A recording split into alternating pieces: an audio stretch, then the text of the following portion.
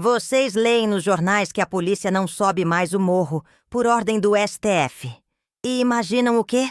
Paz? Justiça? Estão enganados. Essa decisão não trouxe paz.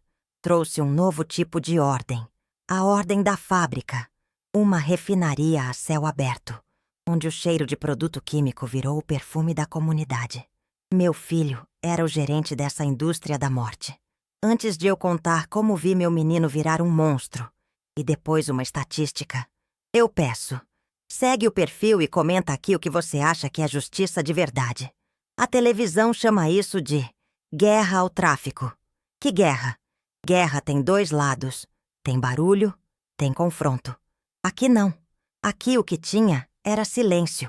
Um silêncio de fábrica, de produção. O barulho não era de tiro. Era o zumbido dos liquidificadores industriais de madrugada, moendo, misturando. O som do progresso do inferno. Meu filho, Tiago, não era um soldado. Eles o transformaram em um gerente de produção. Ele tinha metas, tinha logística, tinha funcionários. A única diferença é que o produto dele desfazia famílias em vez de construí-las. Vocês veem o monstro, o ATH, o químico do morro. Eu ainda vejo o menino que ganhou a feira de ciências da escola. Ele fez um projeto sobre mistura e separação, com maquete, cartolina colorida, todo orgulhoso. O professor disse que ele tinha futuro na química. E teve, não é? O sistema deu a ele um laboratório. Não o da escola, com tubos de ensaio e jaleco branco, mas um barraco nos fundos de casa, com sacos de cafeína e balanças de precisão. O mesmo talento, aplicado para destruir. Tudo começou com a minha mãe, a avó dele. Um problema no coração. Uma cirurgia que o SUS jogava de um mês para o outro. Cada dia de espera era um prego no caixão dela. A gente não tinha dinheiro nem para o enterro. Quem dirá para uma cirurgia particular? Foi quando o Tiago chegou em casa com um envelope pardo, pesado. Ele não disse de onde veio. Apenas falou: "A cirurgia da vovó é amanhã, mãe." Naquele momento, eu não fiz a pergunta que deveria. Eu só agradeci. Aquele "obrigada" foi a minha sentença. Foi a venda da minha alma, da minha autoridade de mãe. Eu sabia. No fundo do meu estômago, o pão que eu comia com aquele dinheiro já tinha gosto de cinza. Mas eu vi a minha mãe sorrindo de novo. E escolhi a cegueira. A gente se acostuma com o cheiro do esgoto quando mora em cima dele, não é? Eu me acostumei com o cheiro do dinheiro sujo, fingindo que era o perfume da salvação. Mas eu não sabia que aquela era a primeira parcela de uma dívida impagável. Depois da cirurgia da minha mãe, as coisas mudaram rápido. O piso quebrado da cozinha foi trocado por um porcelanato frio e brilhante. A geladeira velha, que fazia um barulho de motor cansado, deu lugar a uma de inox, silenciosa, sempre cheia. O dinheiro do tráfico comprava a comida, mas roubava o meu apetite. Cada garfada era um lembrete. Eu mastigava a minha culpa, engolia meu silêncio. Eu via meu filho com roupas novas, tênis que brilhavam no escuro, mas o brilho dos olhos dele ia se apagando. O auge do nojo foi a televisão. Uma tela preta, enorme, de 50 polegadas, instalada na nossa sala minúscula. Parecia um caixão de vidro em pé. Tiago comprou. Disse que era para eu ver minhas novelas. Eu nunca liguei. Cobri com um pano de prato branco, como se fosse um corpo esperando o velório. Aquele objeto era a materialização do meu fracasso. Ele estava ali, morto, na minha sala, me encarando todos os dias. Um monumento à minha covardia. Um luxo que gritava a miséria da minha alma. Eu me tornei uma testemunha invisível dentro da minha própria casa. Fingia que estava dormindo no sofá enquanto ouvia as reuniões na cozinha. Eu servia café para homens com o rosto marcado e a morte nos olhos. E eles me chamavam de Dona Lourdes, com um respeito que me dava ânsia. Eu limpava o chão, esfregava com água sanitária para tirar o cheiro químico que vinha dos fundos. Mas o cheiro já tinha impregnado nas paredes, nas cortinas, em mim. Era uma tentativa inútil de limpar a minha consciência com desinfetante. Tiago me tratava com uma formalidade fria. Bença, mãe. Ele pedia todo dia. Mas era uma bênção vazia. Ele me transformou em uma prisioneira. Ninguém podia me visitar. Amigos, parentes. A desculpa era sempre a segurança. Ele dizia que era para me proteger. Proteger de quem? Do mundo que ele mesmo trouxe para dentro da minha casa? A verdade é que eu era um risco. Eu era a única pessoa que ainda lembrava do menino da feira de ciências. E essa memória era perigosa para os negócios. Eu via ele no quintal, dando ordens pelo radinho. O chiado daquele aparelho virou a trilha sonora da minha vida. Cada vez que ele falava, eu sentia um calafrio. Ele não gritava, não xingava, falava baixo, com uma calma assustadora. A mesma calma que ele usava para me explicar a lição de matemática. Ele usava palavras como procedimento, disciplinar, prejuízo. Ele não estava falando de gente, estava falando de mercadoria. Ele segurava aquele rádio com a mesma mão que, anos atrás, segurava meu dedo quando tinha medo do escuro. Os sacos brancos, sem marca, começaram a tomar o lugar da comida na despensa. Cafeína, lidocaína, pó de gesso, empilhados ao lado do meu pote de arroz e do feijão da cesta básica. Era o contraste mais cruel. De um lado, o que alimentava a vida, do outro, o que a destruía. E tudo se misturava no mesmo armário, na mesma casa, na mesma família. Eu me perguntava se Deus, ao olhar para a minha despensa, ainda conseguia diferenciar o que era sustento e o que era veneno. Uma noite, eu o vi pela fresta da porta. Ele estava na mesa da cozinha, com uma máscara de pintor no rosto, misturando os pós brancos numa bacia de plástico. A luz fria da lâmpada em cima dele o deixava pálido. Parecia um fantasma. Ele se movia com a precisão de um químico, pesando, medindo, misturando. Naquele momento, eu não vi o traficante. Eu vi, de novo, o menino da feira de ciências, concentrado no seu experimento. A tragédia era que o experimento dele, agora, era a desgraça dos outros. A ilusão de que meu filho estava no controle acabou no dia em que o doutor subiu o morro. Eu nunca tinha visto um carro tão caro e tão preto na minha vida. Um SUV blindado que mal passava na nossa viela. De dentro, desceu um homem de terno, sapato brilhando, com um sorriso que não chegava aos olhos. Ele não parecia pertencer àquele lugar. E, de fato, não pertencia. Ele era o dono do lugar, e nós éramos apenas parte do seu inventário. Foi então que o meu maior erro se tornou claro. Tiago, o temido TH, que fazia homens tremerem com uma palavra, encolheu-se na frente daquele homem. A postura mudou. A voz afinou. Era sim, senhor. Não, senhor. Ele ofereceu café, puxou a cadeira. Meu filho virou um menino de recados na minha frente. E eu, a mãe invisível, servi o café para o verdadeiro diabo. O homem que nunca suja as mãos, mas que é dono de toda a lama. O doutor era o sistema, e meu filho era apenas mais uma de suas peças descartáveis.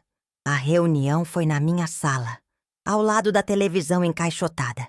Eu fingi arrumar a cozinha, mas meus ouvidos estavam lá.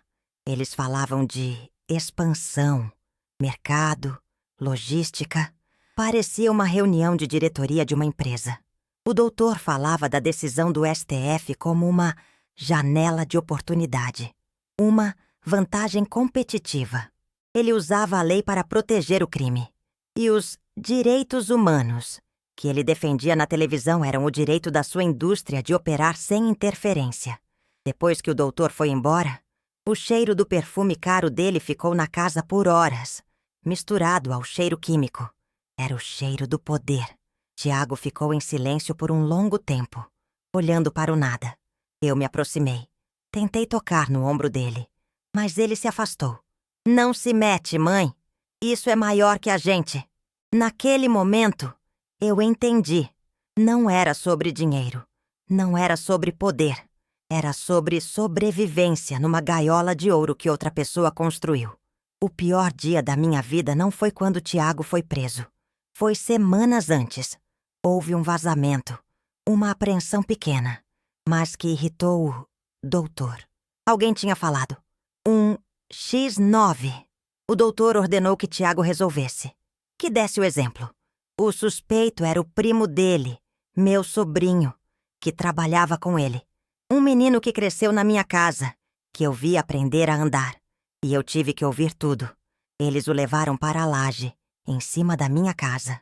Eu não via, mas ouvia. Ouvi os gritos. Primeiro de negação, depois de dor. Ouvi a voz do meu filho, fria, fazendo perguntas. E ouvi o som de algo batendo. De novo e de novo. Eu me tranquei no banheiro. Liguei o chuveiro no máximo para não ouvir. Mas o som atravessava as paredes. O chão entrava na minha cabeça. Eu vomitava na pia. Uma mistura de bile e culpa. Enquanto meu sobrinho era torturado em cima do meu teto. Naquela noite, meu filho desceu da laje com as mãos sujas de sangue. Ele não olhou para mim. Foi direto para o tanque. Abriu a torneira e começou a se lavar, com uma fúria silenciosa. A água que escorria pelo ralo era rosa. A mesma mão que eu segurei para atravessar a rua. A mesma mão que me entregou o diploma do primário. Agora estava sendo lavada do sangue do próprio primo. O menino da feira de ciências havia se tornado um monstro completo, e eu era a plateia silenciosa de sua transformação. No dia seguinte, juntei o pouco de coragem que me restava. Implorei. Vamos embora, meu filho. Larga tudo isso. A gente vai pro interior. Começa de novo. Numa casinha simples. Eu chorava. Segurava a mão dele. A mesma mão que ele tinha lavado na noite anterior. Por um segundo, eu vi uma rachadura na máscara dele. Um vislumbre do meu menino. Mas durou pouco. Ele apenas balançou a cabeça, com um cansaço que parecia ter 1000 anos. Ele pegou o celular e me mostrou uma foto.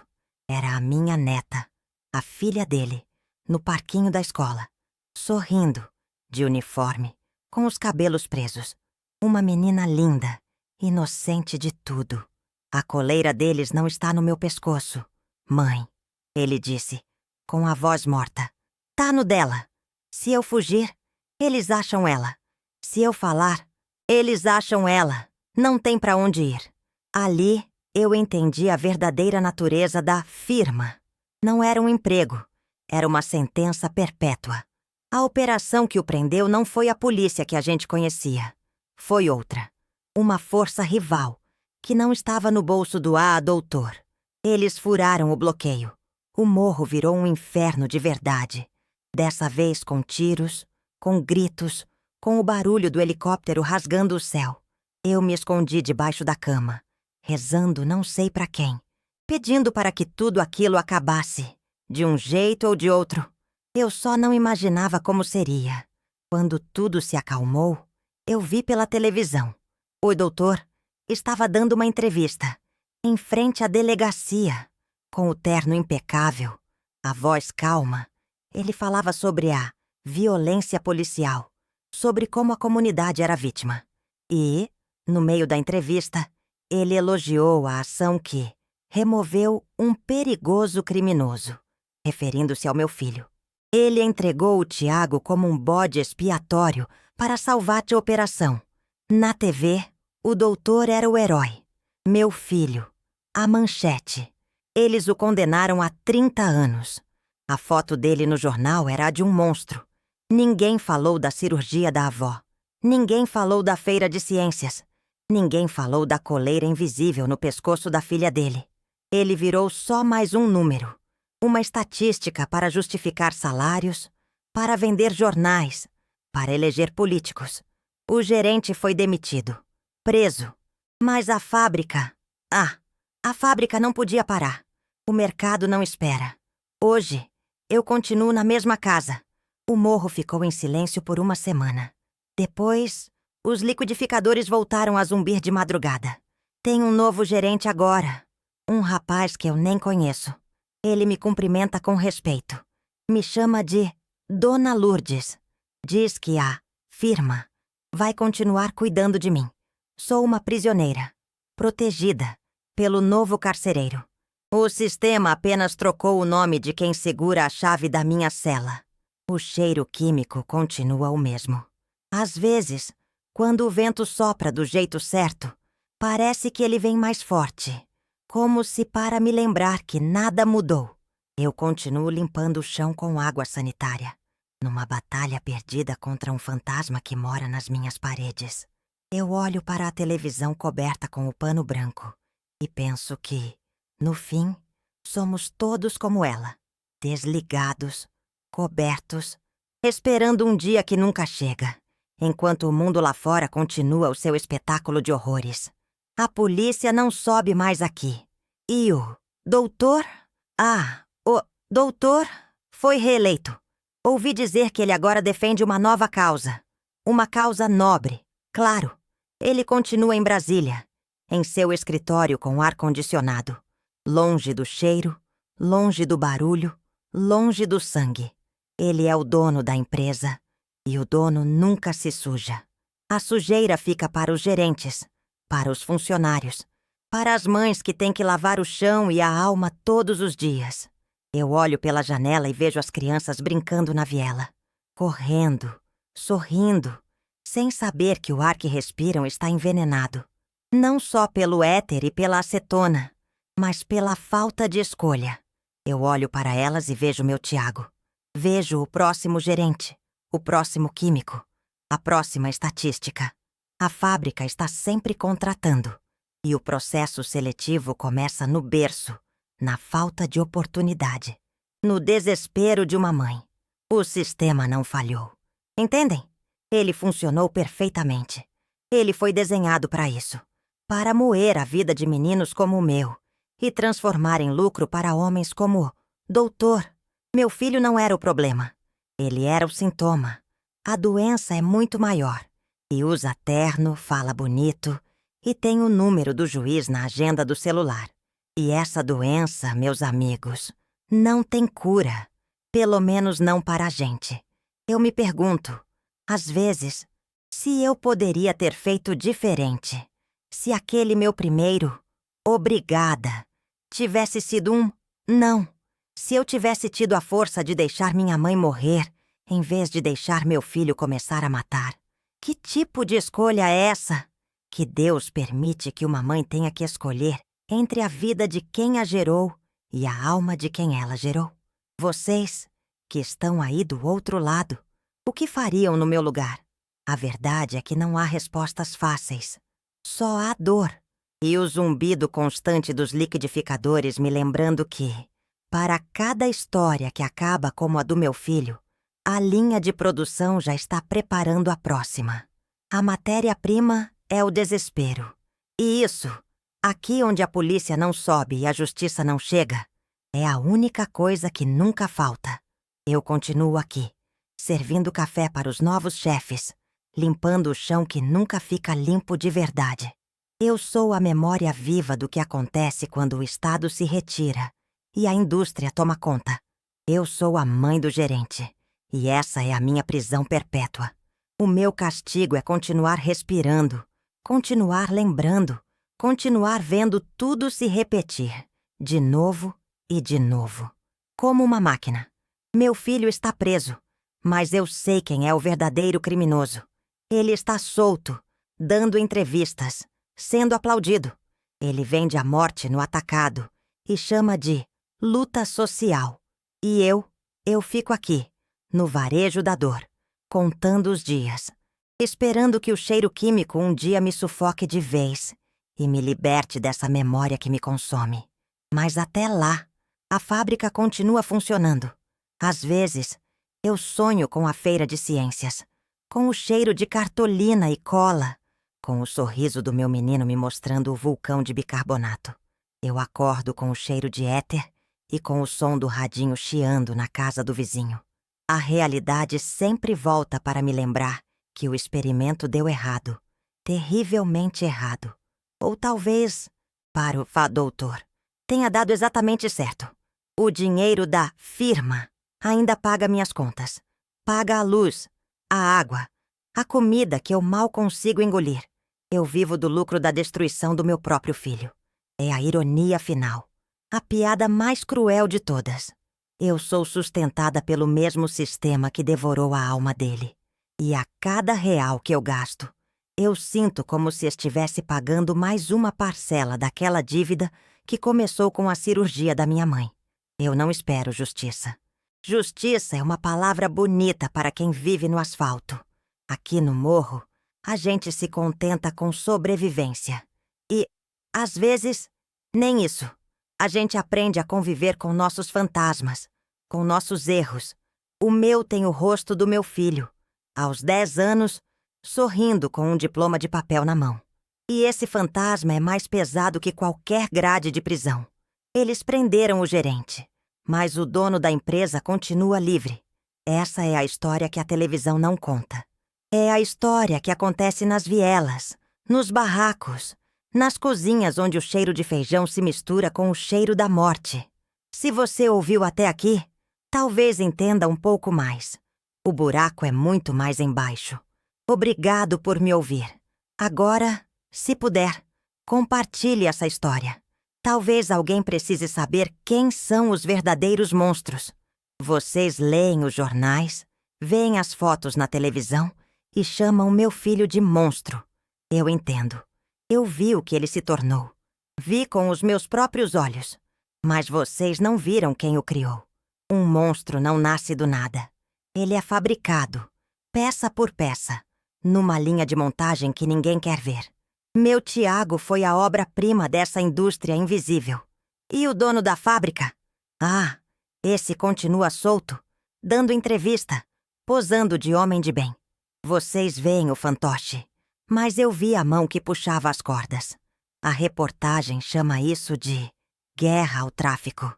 Que mentira mais deslavada. Guerra tem barulho, tem desordem, tem dois lados se enfrentando de verdade.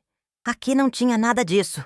O que existia era a ordem assustadora e silenciosa de uma fábrica. O som que me acordava de madrugada não era de tiro. Era o zumbido dos liquidificadores industriais, moendo, misturando, produzindo. Meu filho não era um soldado numa guerra. Ele era o gerente de produção de uma refinaria a céu aberto, com metas a bater e um chefe a quem responder. Vocês conhecem o TH, o químico do morro. Eu ainda lembro do Tiago, o menino que ganhou a feira de ciências da escola com um projeto sobre mistura e separação.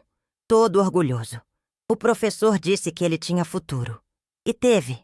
O sistema deu a ele um laboratório, não com tubos de ensaio e jaleco branco, mas com sacos de cafeína e balanças de precisão no fundo do meu quintal. A mesma inteligência, a mesma concentração que ele usava na maquete de isopor. Ele passou a usar para criar o veneno que desfez outras famílias. Não, eu não estou aqui para dizer que meu filho era um santo. As mãos dele se sujaram. E eu vi o sangue e senti o cheiro do produto químico na roupa dele. Mas o que vocês precisam entender é que ele era apenas o funcionário do mês, num inferno muito bem administrado. A ordem para sujar as mãos vinha de cima, de um escritório com ar-condicionado, de um homem de terno que nunca pisou na lama. E foi a chegada desse homem que selou o nosso destino para sempre.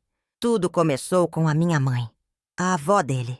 O coração dela, cansado, batia fora de ritmo, como um relógio velho prestes a parar. O médico do posto disse que era caso de cirurgia, urgente. Mas no SUS, urgente é só uma palavra no papel. Cada semana era uma nova desculpa. Um exame que se perdia, uma vaga que não abria. Eu via minha mãe murchando no sofá, o ar faltando, e sentia o meu próprio ar sumindo junto. A gente não tinha dinheiro nem para o enterro. Quem dirá para uma vida nova? Tiago via tudo em silêncio. Ele parou de falar da escola, dos sonhos de ser alguém. Sentava na cozinha e me via chegar do hospital, cada dia mais derrotada. Ele não chorava, não reclamava, apenas observava, com aqueles olhos que um dia brilharam na feira de ciências, agora opacos, calculando. A mesma concentração que ele usava para entender as fórmulas de química, ele agora usava para encarar a nossa miséria, procurando uma equação que pudesse nos salvar. Eu via meu menino envelhecendo 10 anos em 10 dias, o peso do mundo caindo nos ombros dele. O desespero bateu na porta com a cara de um agiota. Um dinheiro que peguei para comprar os remédios mais caros. Uma tentativa inútil de ganhar tempo. Mas o tempo que eu comprei veio com juros que sangravam. A doença da minha mãe nos matava aos poucos. A dívida ia nos matar de uma vez. O homem começou a passar na porta, a mandar recado. A ameaça não era mais uma possibilidade distante no hospital. Era uma presença real na nossa viela. Foi numa dessas tardes que Tiago ouviu a voz do homem e tomou a decisão que nos amaldiçoou. Naquela noite, ele chegou em casa e não disse uma palavra. Apenas colocou um envelope pardo, grosso, em cima da mesa da cozinha. Aquele envelope parecia pesar 1 tonelada. Eu olhei para ele, para o dinheiro, e a pergunta se formou na minha garganta. Mas morreu antes de sair. Ele apenas disse, com a voz mais séria que eu já ouvi: "A cirurgia da vovó é amanhã, mãe. E paga o homem." Naquele momento, eu não comprei a vida da minha mãe. Eu vendi a alma do meu filho. E a minha veio de brinde, sem que eu percebesse. Minha mãe voltou do hospital com o coração batendo certo, mas o meu começou a falhar. Cada batida era uma lembrança daquele envelope pardo. O dinheiro pagou a vida dela e comprou a minha mudez. A primeira mudança em casa foi o piso da cozinha. O cimento quebrado, que eu conhecia como a palma da minha mão, foi coberto por um porcelanato branco, frio e liso. Eu andava ali com medo de escorregar, como se estivesse pisando no gelo fino que cobria o inferno que se abria sob os meus pés. Depois veio a geladeira. A nossa, coitada, já pedia arrego, com um motor que roncava mais que homem cansado. De repente, uma de inox, silenciosa, apareceu na minha cozinha. E sempre cheia. Cheia de iogurte, de carne, de legumes que eu não comprei. Eu abri a porta, vi aquela fartura toda e meu estômago se revirava. A geladeira cheia me dava uma fome de nada. Uma indigestão na alma. Era a prova do crime. Refrigerada e bem na minha frente. 24 horas por dia. Eu me sentava para comer e a comida não descia. Tiago me olhava do outro lado da mesa, esperando um elogio, um sorriso, qualquer coisa. E eu só conseguia mastigar a minha vergonha. Aquele bife, que antes seria motivo de festa, agora tinha gosto de cinza. Eu engolia a seco, forçando, sentindo cada pedaço arranhar minha garganta. Eu estava me alimentando da desgraça de alguém, e meu corpo sabia disso antes mesmo que a minha boca se atrevesse a confessar. Foi o começo do meu jejum de consciência, o auge do nojo. Porém, foi a televisão. Uma tela preta, enorme, de 50 polegadas, que ele mandou instalar na nossa sala minúscula. Parecia um portal para o inferno. "É pra senhora ver suas novelas, mãe!" ele disse, com um orgulho que me cortou por dentro. Que novela? A minha vida já era um drama mexicano de 5ª categoria. Aquele objeto era a materialização do meu fracasso. Um monumento à minha covardia. Um caixão de vidro em pé, me encarando todos os dias. Eu nunca liguei. No mesmo dia que instalaram, peguei o melhor pano de prato que eu tinha. Um branco, de linho, e cobri a tela. Como se fosse um corpo esperando o velório. Ficou ali. Um fantasma mudo no canto da sala. Era meu protesto silencioso. Minha pequena rebeldia. Eu me recusava até assistir o mundo através de uma janela comprada com aquele dinheiro. Preferia a minha cegueira, a minha ignorância escolhida. Mas a presença daquele caixão coberto era um lembrete constante do preço que estávamos pagando. Tiago percebeu. Claro, ele não disse nada. Não brigou. Apenas ficou mais distante. O abraço ficou mais rápido. O "bença, mãe" virou uma senha, dita sem olhar nos meus olhos. A mão que instalou aquela televisão na parede era a mesma que, anos atrás, me trazia desenhos da escola, cheios de rabiscos coloridos, esperando um elogio. Agora, ele não esperava mais meu elogio, só o meu silêncio. E eu dava. Eu me tornei um móvel da casa, útil, mas sem voz. Eu me agarrei à rotina, à limpeza.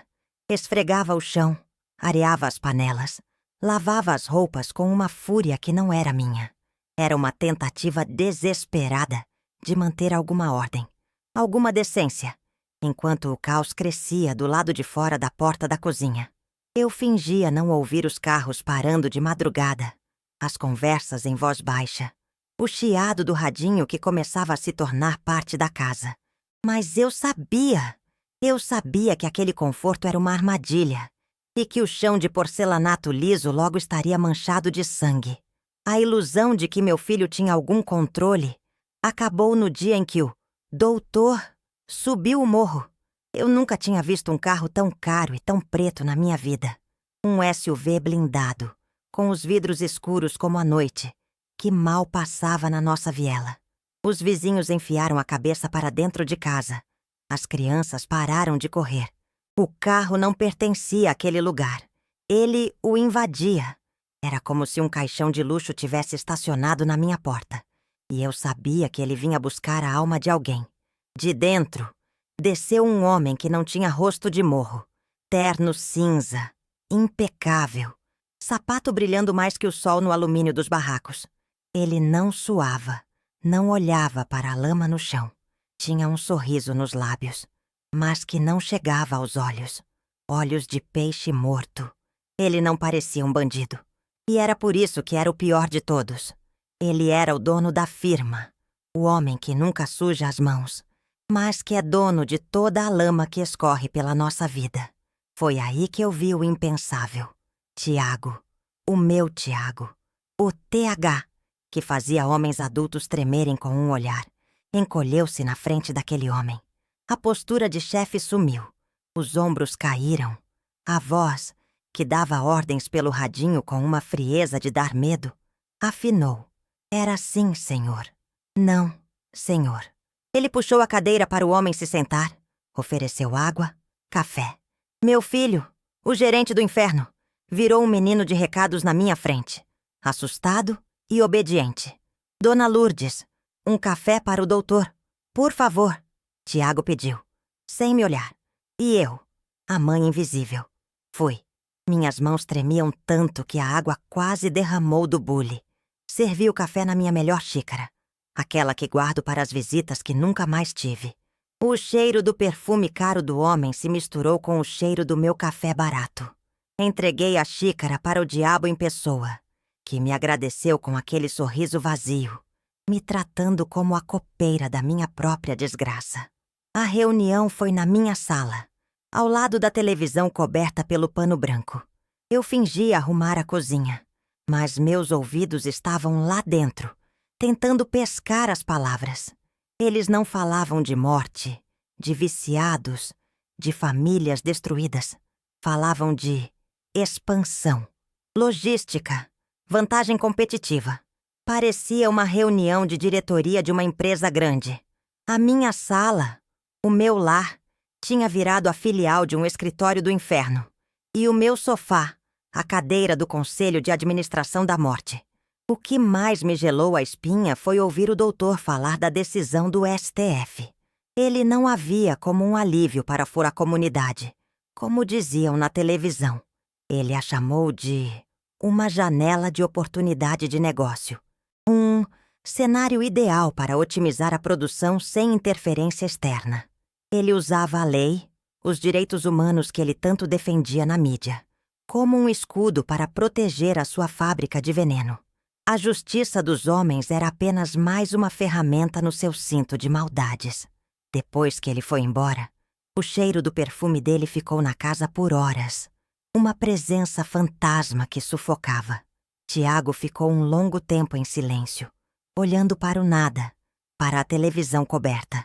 Eu me aproximei, pela primeira vez em meses, e toquei no ombro dele. Ele se assustou. Não se mete nisso, mãe. É maior que a gente, ele disse, com a voz de um condenado. Naquele momento, eu entendi. Não era sobre poder. Era sobre ser uma peça descartável. E eu não fazia ideia de quão descartável ele era. O aviso chegou pelo radinho, com um chiado que parecia o som de uma cobra. Uma apreensão pequena. Um prejuízo que, para o doutor, era mais uma ofensa do que uma perda. Alguém tinha falado.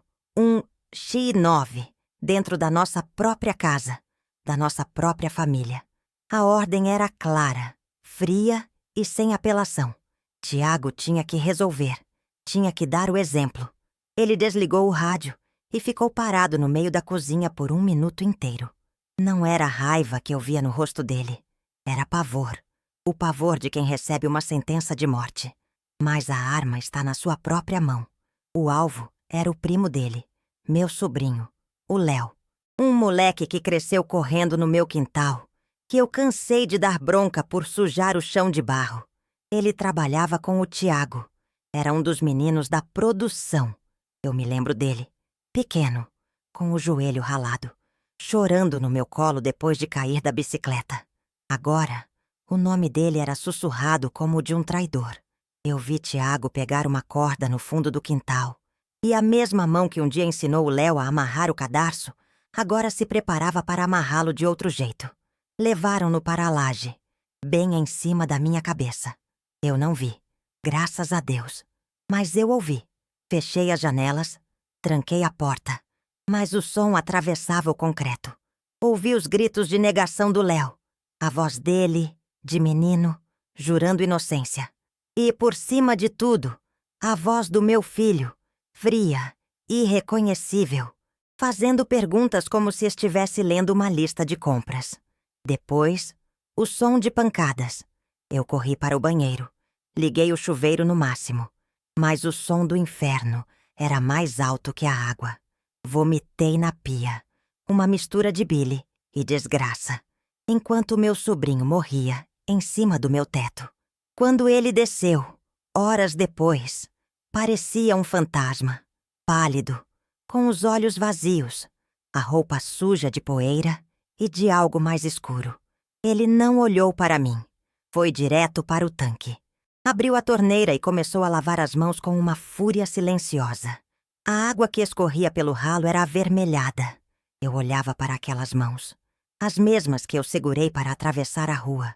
As mesmas que me entregaram o diploma do primário com um sorriso banguela.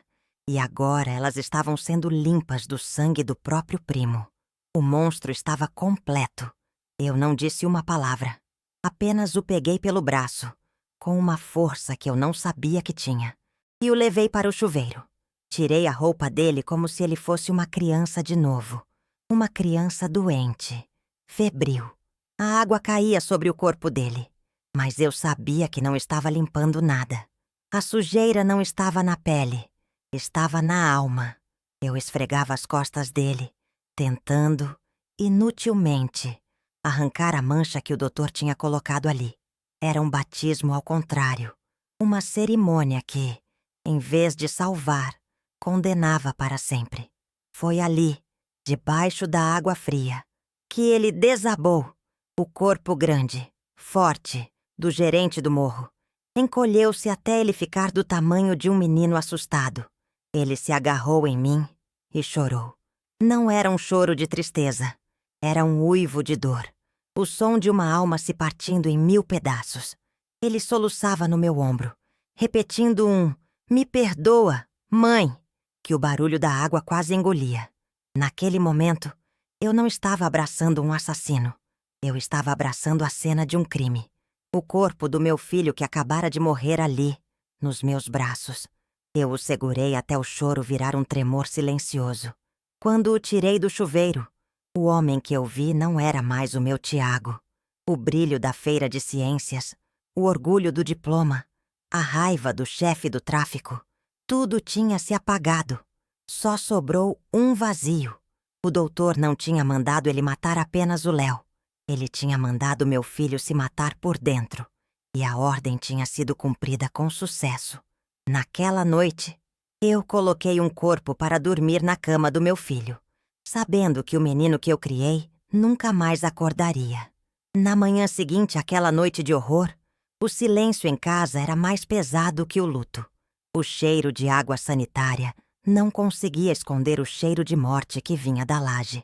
Eu olhei para o meu filho, sentado à mesa da cozinha, com os olhos fixos num ponto da parede, e a coragem nasceu do fundo do meu desespero. Juntei minhas mãos, que não paravam de tremer, e fiz a única coisa que uma mãe ainda podia fazer. Eu implorei pela alma dele, pelo que ainda restava de nós. "Vamos embora, meu filho", eu disse, a voz saindo como um sussurro rouco. "A gente larga tudo. Pega só a roupa do corpo e vai pra roça, pra casa da tua tia. Lá ninguém conhece a gente. Eu cozinho pra fora, você arruma um trabalho, qualquer coisa. A gente vive com pouco, mas vive em paz, longe desse cheiro, longe desse inferno." Eu descrevi uma vida que eu mal conseguia imaginar. Uma vida simples, com cheiro de mato molhado e não de produto químico. Ele me olhou como se eu estivesse falando outra língua. Um riso amargo, sem som, escapou dos lábios dele. "Mãe, não tem pra onde ir. A firma tem braço em todo lugar. Não existe roça pra gente." A voz dele era a de um homem velho, um condenado que já tinha aceitado a sua sentença. Ele parecia um fantasma sentado na minha cozinha. Uma casca vazia do menino que um dia sonhou em ser químico para criar coisas boas, não para destruir vidas. Era a resignação dele que mais me matava. Eu me ajoelhei na frente dele, no chão frio de porcelanato que o dinheiro sujo comprou. Segurei o rosto dele entre as minhas mãos e o forcei a me olhar nos olhos. "Eu não estou falando com o TH. Eu estou falando com o Tiago, o meu menino. O menino que eu carreguei na barriga. Eu prefiro morrer de fome com você do que viver no luxo sem você. Se a gente tiver que morrer, que seja tentando ser gente de novo. Pelo amor de Deus, meu filho, me deixa te salvar." E então, aconteceu. No fundo daqueles olhos mortos, eu vi uma faísca, uma lágrima, uma única lágrima teimosa. Escorreu pelo rosto dele. Ele fechou os olhos com força, como se sentisse uma dor física. A máscara de gerente do inferno finalmente rachou. Ele segurou minhas mãos, que ainda estavam no rosto dele, e assentiu com a cabeça. Devagar. "Tá bom, mãe", ele sussurrou. "Tá bom, a gente vai embora." E pela primeira vez em anos, eu senti o ar encher meus pulmões de verdade. Aquela tarde foi a mais viva dos últimos anos. A esperança era como um sol entrando pela janela depois de uma tempestade. Pegamos uma mala velha, de lona, que estava em cima do guarda-roupa. Não colocamos roupas caras nem tênis de marca. Colocamos 2 mudas de roupa simples. As fotos amareladas do batizado dele. A minha santinha de gesso. Ele segurava a pequena foto dele na feira de ciências.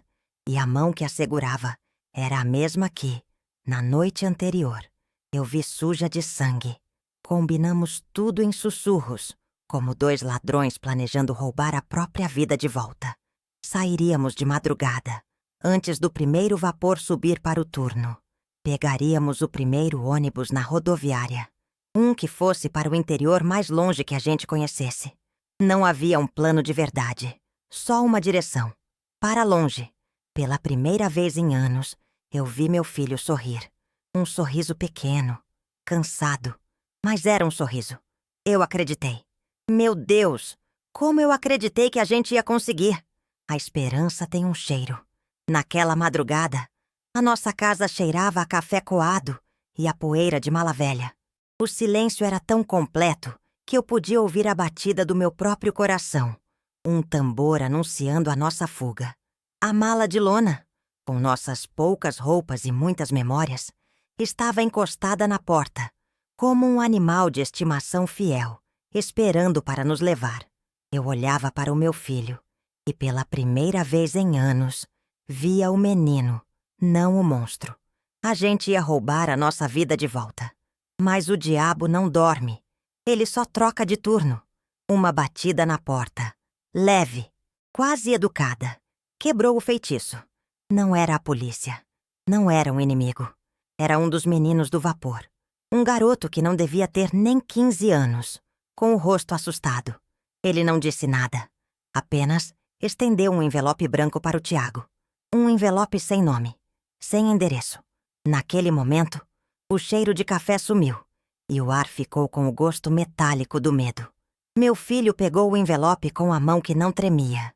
A minha, sim. Tiago abriu o envelope com uma calma que não era dele. De dentro, ele não tirou uma carta, mas uma foto. Eu vi o rosto dele se transformar. A cor sumiu. A mandíbula travou. E a esperança que brilhava em seus olhos se apagou como uma vela num vendaval. Ele não precisou dizer nada. Apenas me virou a foto. Era a minha neta, a filha dele, sorrindo no balanço do parquinho da escola. Ela usava o uniforme do dia anterior. A foto tinha sido tirada horas antes. A coleira não estava mais invisível. Ele virou a foto. E no verso, com uma caligrafia elegante que eu sabia que não era do meu filho, estava escrito: "Uma família é o bem mais precioso. Cuide bem da sua. Nós também estamos cuidando." Não era uma ameaça. Era uma declaração de posse. O doutor não precisava de armas, de gritos. Ele usava o nosso amor como uma corrente. Naquele pedaço de papel estava o nosso checkmate. Ele sabia de tudo. Ele sempre soube. A nossa pequena rebelião não passou de uma piada para ele. Sem dizer uma palavra, Tiago caminhou até a mala de lona. Abriu o zíper e, com uma lentidão de funeral, começou a tirar as coisas de dentro. A minha santinha de gesso voltou para a estante. A foto da feira de ciências voltou para o fundo da gaveta. Cada peça de roupa dobrada era uma pá de terra jogada sobre o nosso caixão de esperança. Ele desfazia a mala com o mesmo cuidado com que, anos atrás, arrumava a mochila para a primeira excursão da escola. Ali, eu entendi. A gente nunca ia fugir. A prisão não eram as paredes da casa. A prisão era o amor. A sentença do meu filho não foi lida por um juiz. Foi cuspida por um sistema. 30 anos. A palavra ecoou no tribunal vazio e me atingiu como uma pedra. O morro ficou em silêncio por uma semana. Um luto estranho, respeitoso.